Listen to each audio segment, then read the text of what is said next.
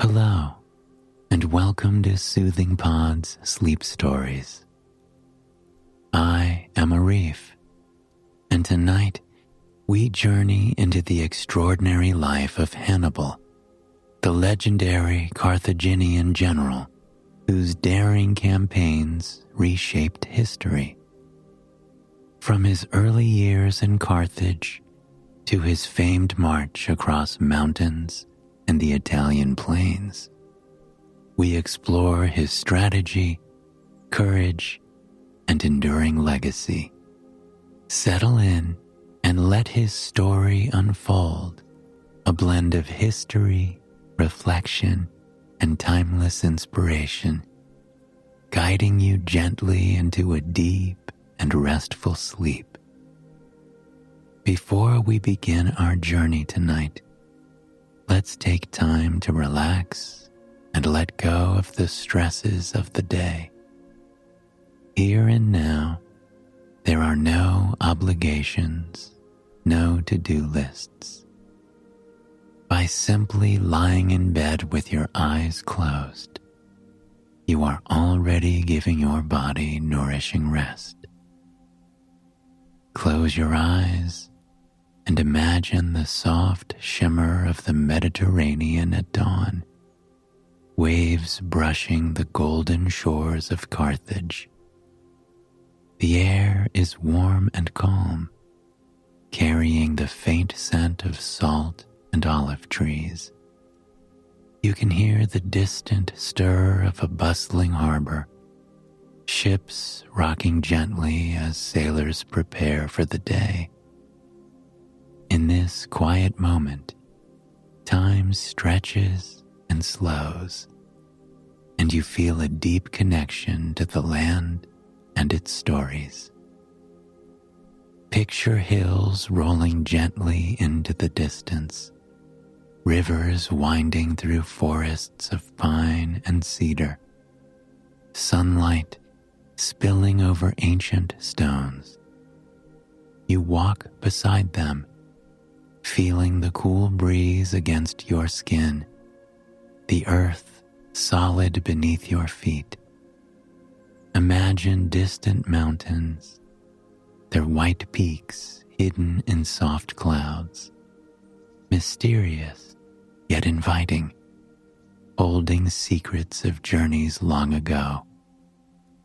In this stillness, you sense the presence of those who walked these lands before, warriors and travelers, strategists and dreamers.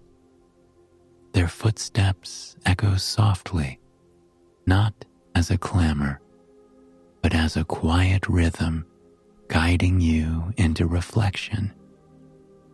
Allow your mind to drift with these landscapes, gentle and unhurried, ready to follow the story of Hannibal, his journeys, his courage, and the legends that have lingered through time. The sun rose slowly over the Mediterranean in 247 BCE, spilling gold across the gentle waves that lapped against the bustling harbor of Carthage. Ships with sails of pale linen bobbed with the tide, their wooden hulls creaking softly as the salt-laden wind carried the scent of the sea inland. Olive groves spread along the rolling hills beyond the city walls, their leaves whispering faintly in the morning breeze, a rhythm as steady and ancient as the city itself. Among these hills and shores, Hannibal was born, a boy who would one day traverse mountains, rivers, and the imagination of generations. Carthage, in those days, was a city of trade, its streets alive with the hum of merchants, the faint ringing of metal, and the clatter of carts over cobbled stones. Spices from distant lands, grains from the fertile plains of Africa, and silks that shimmered like sunlight were exchanged daily. Yet life moved with a gentle rhythm, punctuated by the rise and fall of the tides. Hannibal grew among this calm, watched over by his father, Hamilcar Barca, who often took him along the harbor walls to study the ships and the men who sailed them, to observe how every journey was planned with care and precision. It was here, amidst the salt air and the soft sway of waves, that Hannibal first learned the weight of attention and the subtle power of observation. Hamilcar spoke to his son of duty and of the pride of Carthage, telling tales of distant battles and the delicate art of leadership. He instilled a quiet reverence for the land and sea, reminding young Hannibal that the world was vast and full of challenges that required patience, courage, and careful planning.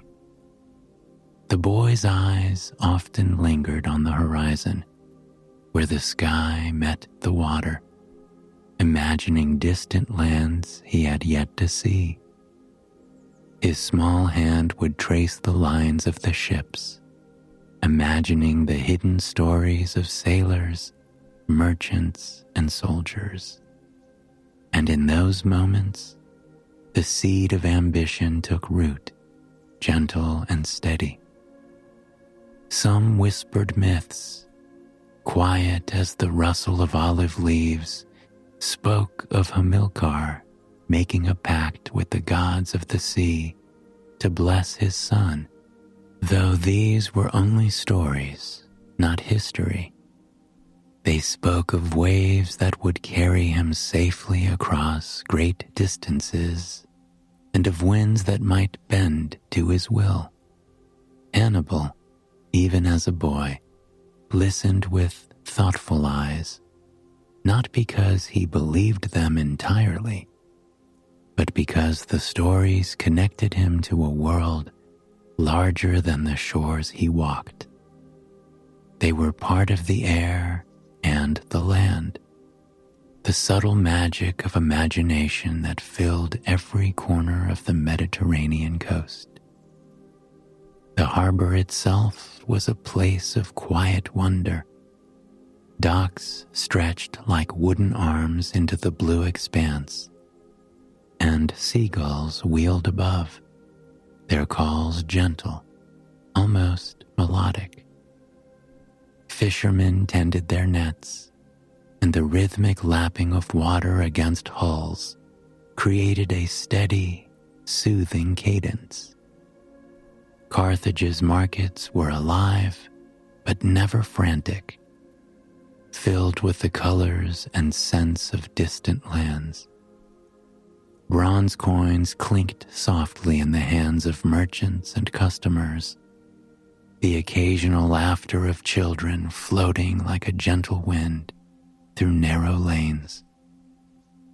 Hannibal observed these details as a young boy, learning the subtle ways in which cities thrived, how people moved together in harmony, and how power could be both seen and unseen. Beyond the city, the hills were dotted with farms and vineyards. Olive trees stretched in orderly rows, their branches bending slightly with the breeze, and wildflowers colored the slopes with soft shades of lavender, white, and pale yellow. Streams ran quietly through the valleys, reflecting sunlight in slow ripples, carrying water to the thirsty earth below. The mountains in the distance were high and mysterious, their peaks sometimes brushed with snow, a constant reminder that the world extended far beyond the familiar streets and harbor of Carthage. Hannibal would often climb the gentle slopes with his father, learning to read the land, to note the direction of winds, and to understand the flow of water. Lessons that would later guide him across rivers and mountains far from home. Life moved at a measured pace. Days were filled with lessons in reading, arithmetic, and the arts of strategy, but also with the rhythms of the sea and the markets, the soft patterns of the wind through the olive groves, and the quiet movement of tides. Hannibal's mind absorbed these lessons without hurry, finding delight in the subtleties of human behavior and the natural world alike. His father encouraged reflection, teaching that patience and observation were as vital as courage and strength. In the quiet of the evenings, Hannibal would stand at the harbor wall, watching the sun sink into the sea, feeling the cool breeze on his face, and imagining the endless possibilities that lay beyond the horizon.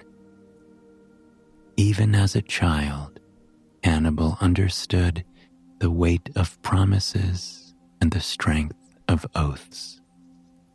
He saw that the world was not shaped only by force, but by foresight, by the careful alignment of intention with action. Carthage itself was a teacher, in its harbor and hills, in its markets and olive groves. The city taught him to notice, to plan, and to respect both the seen and unseen forces that governed life and ambition. In this quiet, natural rhythm, the boy who would one day march through mountains and across rivers learned the first lessons of strategy, not in battle, but in observation, patience, and the steady unfolding of time. As night fell over the city, the harbor dimmed beneath a soft glow of lanterns. The waves murmured against the shore, carrying a lullaby of the sea. The wind whispered through the olive groves, and the hills beyond were cloaked in gentle shadows. Hannibal lay beneath the stars, the stories of gods and the distant lands mingling in his mind with the tangible world around him. It was here, in the calm embrace of Carthage, where the rhythms of sea and city, myth and observation began to shape a mind that would one day move mountains and inspire both awe and fear. The hills of Iberia stretched in soft folds in 221 BCE, green and gold under the quiet warmth of the sun. Streams meandered through valleys, their surfaces sparkling like scattered glass, and the wind carried the faint scent of wild herbs and flowering shrubs. Among these landscapes, Hannibal began to gather an army, a force shaped not just by soldiers and weapons, but by strategy, discipline, and careful planning. Every march, every maneuver was measured, deliberate, a reflection of the lessons he had absorbed in Carthage: observation, patience, and the quiet weight of foresight. Carthaginian soldiers moved through the hills in orderly columns, their sandals stirring the dust of ancient paths, their banners catching the sunlight. Alongside infantry and cavalry, Hannibal introduced creatures few had seen before. Elephants trained in the lands of North Africa, brought across the sea to join the campaign. These animals, massive and gray, moved with deliberate grace, their presence awe-inspiring to those who watched. To local populations and neighboring tribes, the elephants were more than beasts. They were symbols of power, shadows of distant lands, embodiments of a commander who would challenge the might of Rome. The sound of their heavy footsteps, muffled but steady, carried a quiet, undeniable message. This army was unlike any other. The soldiers' encampments rested beside gentle rivers and under the shade of tall pines. Campfires glowed softly in the evening, flickering light reflected in the eyes of weary but determined men. Hannibal oversaw the distribution of supplies, the careful placement of scouts, and the mapping of terrain, noting hills, streams, and fords, as if he were charting not only land, but time itself. The rhythm of the army's movement was mirrored by the slow sway of trees, the rise and fall of hills, and the quiet trickle of water, a natural cadence that made even long marches feel like a part of a larger, harmonious pattern. In these quiet valleys, myths whispered through the air. Some locals spoke of rivers that would choose the victor, of mountains that favored the bold and tested the careful. Hannibal listened with attentive eyes, not as truths to be followed blindly, but as stories that shaped the imagination and caution of those who lived alongside him. These legends blended with the tangible, maps, scouts, and careful planning, to form a strategy that was as much about understanding people and land as it was about confrontation. Through the days, the elephants continued to move with the army, their immense forms reflecting sunlight and shadow as they passed over hills and through river crossings. Soldiers tended them with care, aware that these creatures carried both practical and symbolic weight. At night, the elephants rested under trees, their low rumble blending with the sighing of the wind and the gentle lap of water against river banks. The animals were companions of the march, reminders of distant lands and the intricate planning required to bring them safely so far from home. The hills of Iberia were alive with subtle rhythms, birdsong, the rustle of leaves, the murmuring of streams. Yet these natural sounds were intertwined with human activity, as trade and diplomacy accompanied military preparation.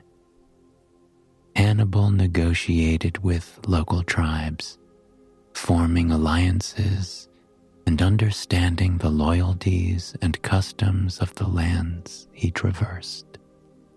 Each treaty, each careful word, was part of the unfolding strategy, as important as the placement of men and elephants on the field of future battle.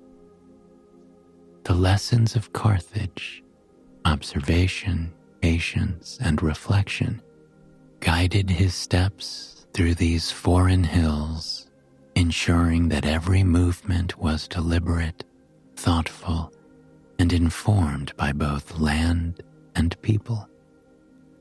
Evenings descended slowly over the valleys, painting the world in soft shades of violet and gold. Fires burned gently in encampments, and the stars emerged above, twinkling through the clear night sky. Hannibal walked among his soldiers, his presence calm yet commanding, watching as the men tended to animals, sharpened blades, and prepared for the days to come. The elephants, resting beneath the trees, seemed almost part of the landscape, their forms steady and reassuring in the gentle hush of twilight.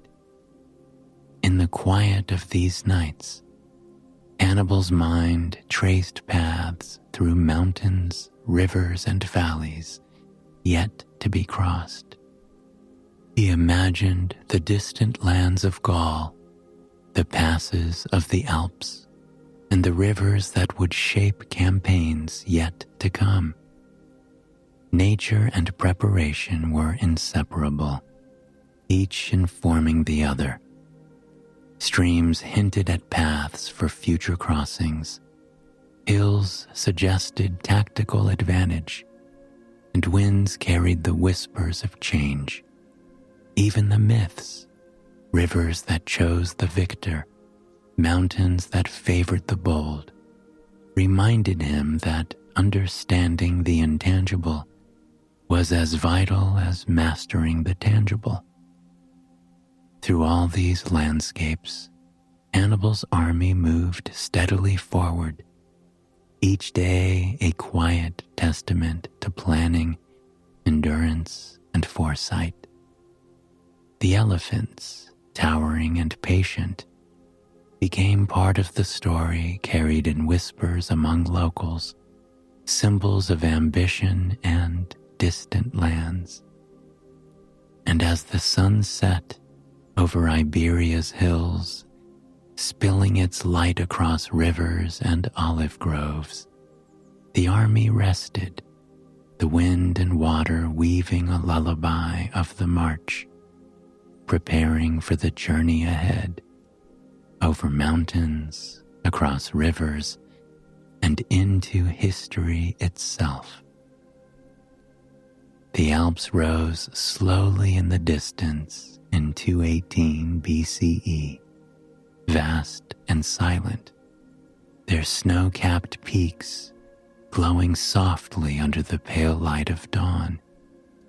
Clouds drifted through the valleys, brushing the slopes with delicate gray and white, while rivers, hidden beneath ice and mist, whispered faintly to the valleys below. Hannibal's army approached these mountains with measured steps, the rhythm of march echoing the subtle rise and fall of the terrain. Every soldier and every pack carried the weight of preparation and anticipation. The passes were narrow, carved between jagged rock and frost, their paths winding upward in gentle spirals. Snow clung to ledges and pine boughs, glistening faintly like scattered crystals. The air thinned with every step, cool against skin and hair, carrying the faint scent of pine resin and the distant, crisp tang of snow. Soldiers paused often to adjust, to watch the paths ahead, and to plan each careful movement. It was not merely a climb. It was a journey of patience, observation, and endurance. Among the soldiers, a few elephants remained, the massive beasts moving with deliberate grace.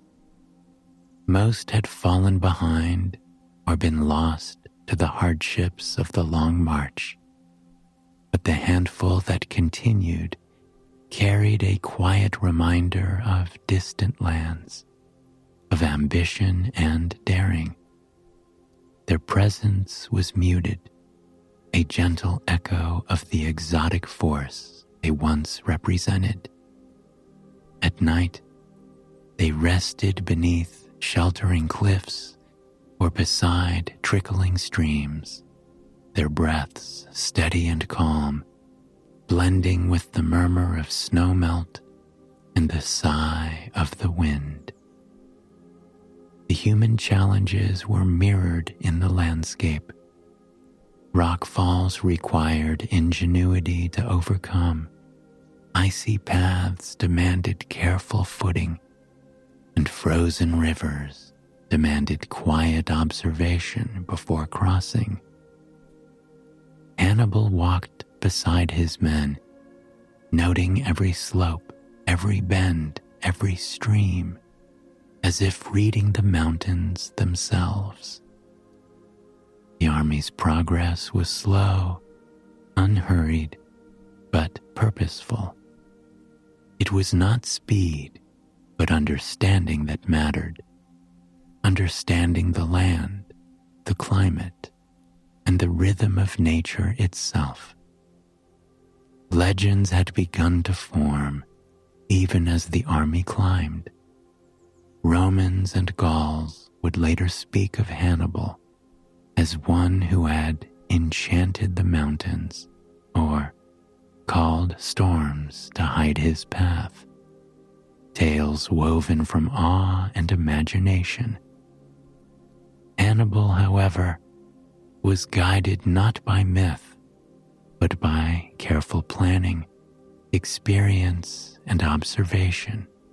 Yet, in the quiet hours of the march, when the wind whispered through cedar forests and snow dusted the slopes, these stories seemed to mingle with reality, shaping the memory of the journey long before it was recorded in history. As the days passed, sunlight touched the ridges with gentle warmth, casting long shadows over valleys and cliffs. Streams glimmered in the morning light, their surfaces broken only by the careful steps of men and animals.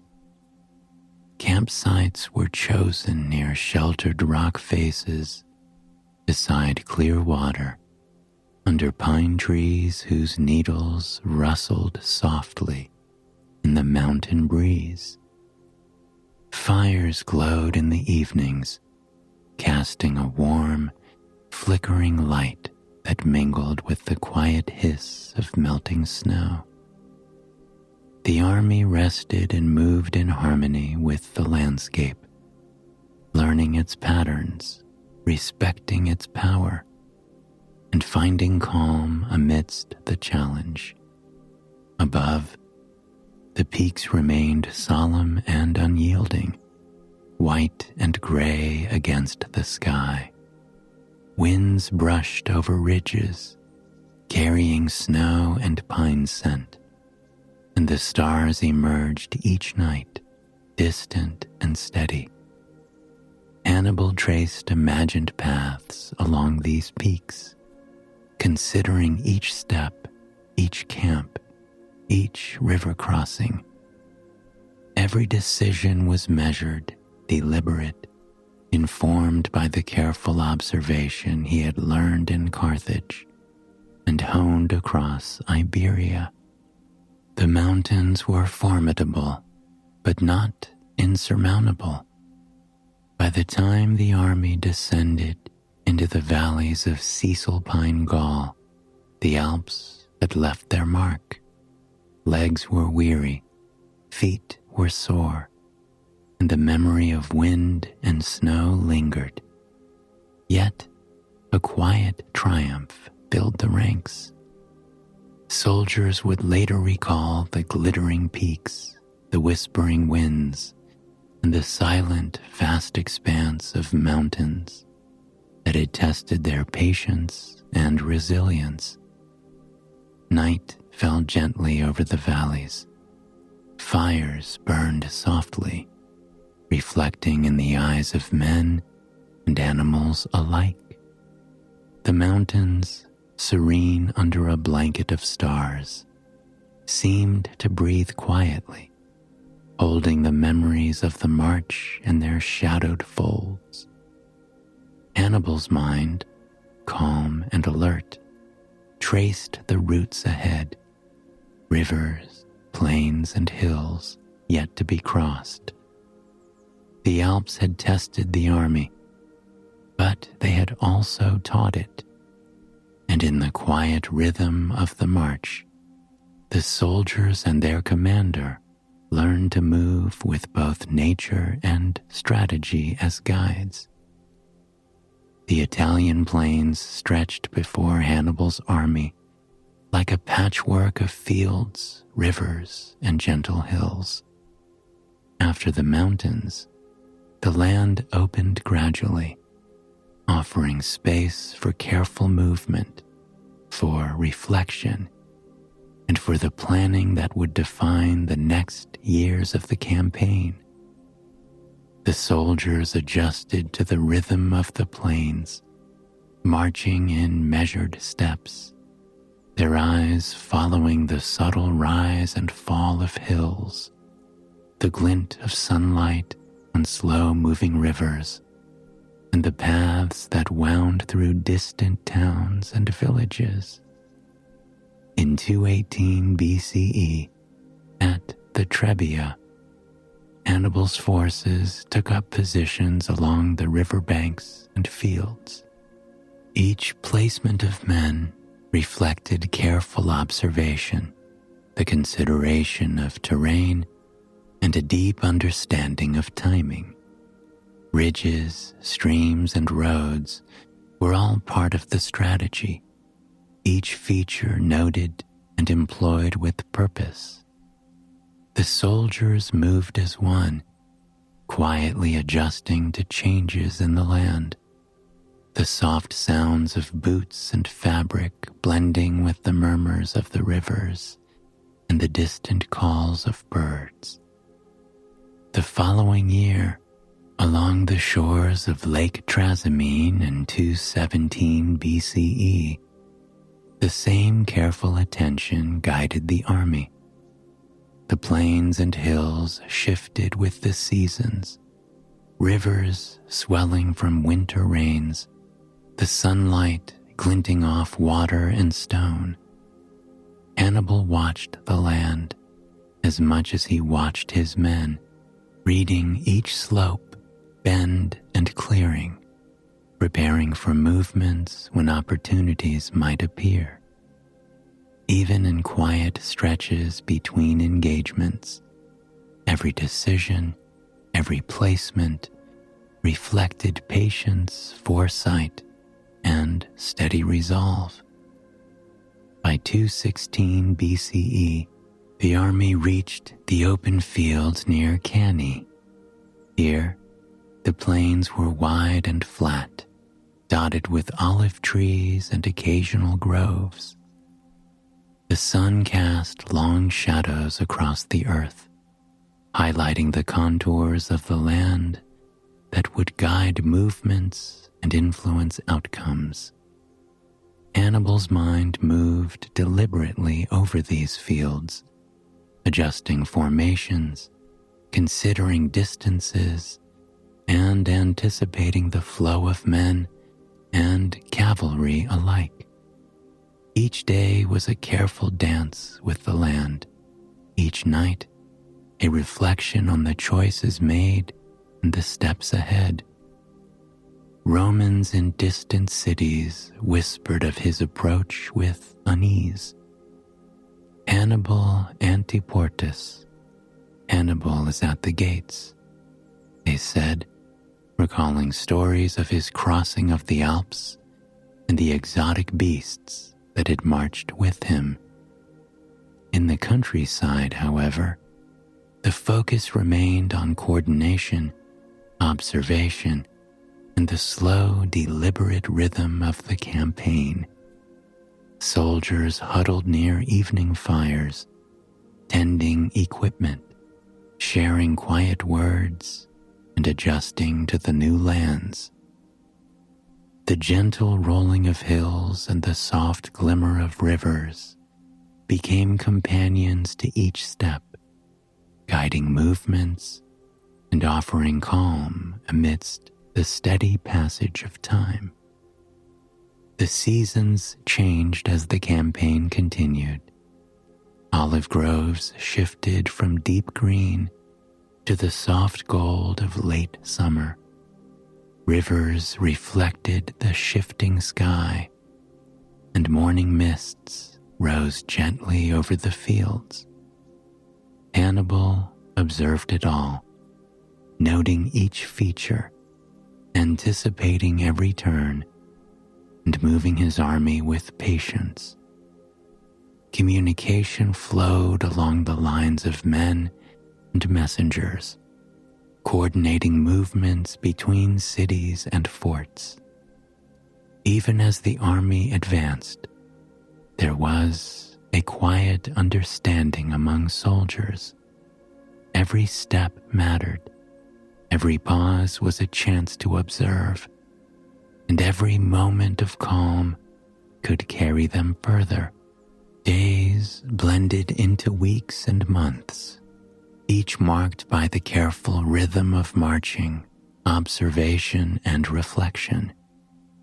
Hannibal moved along the lines, speaking quietly with lieutenants, adjusting positions, and guiding movements with a calm authority. The soldiers responded in kind, moving in unison, attuned to the land and to each other. Olive trees, hills, and rivers became part of a quiet strategy, shaping each maneuver with a subtle, steady hand. By the close of the campaign, the plains of Italy had become familiar to Hannibal and his army. Each ridge, river, and road was known, each formation understood. The distant towns, murmuring rivers, and golden fields all held their place in the careful planning that had guided them for years. And as the sun set on another day, the army rested in quiet reflection, ready for the next move, guided by patience, endurance, and the steady mind of the general who had brought them across mountains, through rivers, and into the heart of Italy. After years of campaign in Italy, Hannibal eventually withdrew from the plains he had come to know so well, leaving behind the rivers, hills, and towns that had shaped his strategies. He traveled to foreign courts, a figure both respected and watched with caution. Even far from the lands he had marched across, his mind remained keenly observant, always noting alliances, opportunities, and the currents of power that shifted like a quiet tide. In exile, he moved between Mediterranean cities, speaking with kings and diplomats, navigating delicate negotiations with the same precision he had once applied to the placement of troops. Each meeting was measured, each gesture deliberate, and even in distant halls and palaces, Hannibal carried the calm patience that had guided him across mountains and plains. Messages passed between courts, treaties were considered, and decisions were weighed with care. The rhythm of diplomacy was slower than the march of armies, but it required just as much attention and insight. Through it all, the memories of Italy remained vivid. Hannibal would recall the flowing rivers, the golden plains, and the quiet coordination of his soldiers as they moved across unfamiliar terrain. He reflected on the challenges he had faced, the cities that had resisted and those that had welcomed him, and the enduring resolve that had carried him through the years of campaigning. In quiet moments, he considered the future of Carthage, the resilience of Rome, and the intricate dance of strategy that extended far beyond any single battlefield. Hannibal's final years were spent navigating both the political and the personal. He advised rulers, provided guidance to those who sought it, and measured every action against the long arc of history. Even as his health waned and the weight of time settled upon him, his mind remained sharp, aware of the currents of power and the lessons of a lifetime spent in motion. By the time of his death in 183 BCE, he had traveled far from the shores of Carthage, yet the echoes of those early days, olive groves, coastal winds, and the quiet harbor, remained with him, etched into memory as both home and beginning. Hannibal's later years were shaped by the careful navigation of foreign courts and the subtle balance of diplomacy. He offered counsel to kings, guided negotiations, and weighed the movements of powers far beyond his reach. Even in exile, he remained attentive to the world around him, measuring every decision and action with the same precision that had guided his armies. His life became one of observation and patience, a constant adaptation to circumstances, and a reflection on the enduring tension between ambition and prudence. Though the fields of Italy were behind him, and the battles fought long ago, Hannibal's mind remained engaged, ever aware of the currents of history and the delicate interplay of strategy, influence, and human choice. Hannibal's life illustrates the power of vision, guided by patience, courage, and foresight. He was not defined solely by victories or defeats, nor by the lands he crossed or the obstacles he overcame. His significance lies in the deliberate thought and careful planning that accompanied every decision.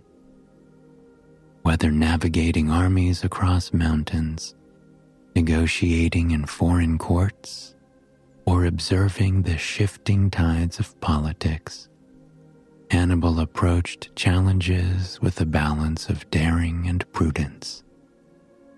He demonstrates that true influence comes not from impulsive force, but from the steady application of intelligence, careful observation, and the willingness to adapt.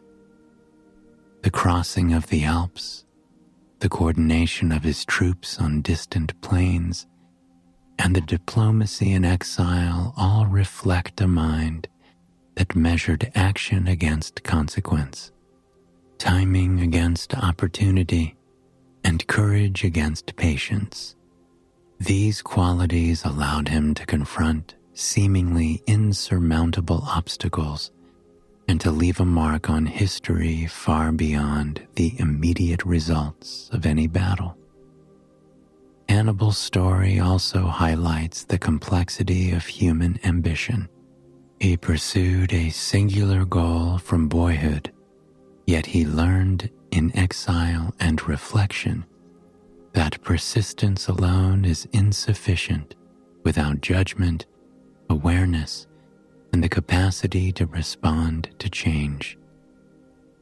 His life teaches that resilience, intellect, and foresight are as crucial as bravery, and that enduring influence is measured in the impact of careful decisions rather than the immediate impression of audacity.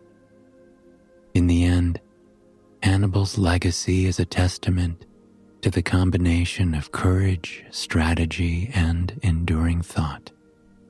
It reminds us that challenges, whether in war or in life, are most effectively met with deliberate action, observation, and the willingness to adjust to circumstances. These lessons extend beyond history, offering insight into leadership, decision-making, and the quiet strength found in patience and reflection. His life stands as an enduring example that true mastery of any endeavor requires the steady mind, careful planning, and an awareness of both the world and oneself. I hope you enjoyed tonight's story and that it has brought you a night of peaceful, restful sleep. Please join me again tomorrow night for another sleep story. Until then, sweet dreams.